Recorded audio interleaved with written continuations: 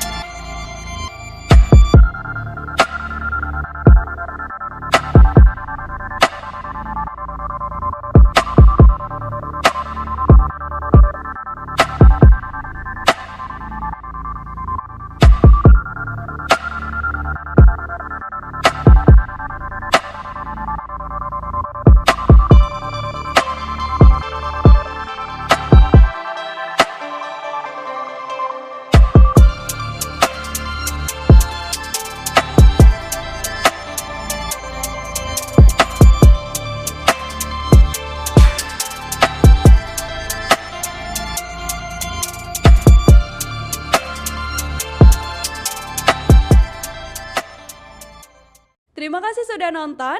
Jangan lupa like, subscribe, dan share ya.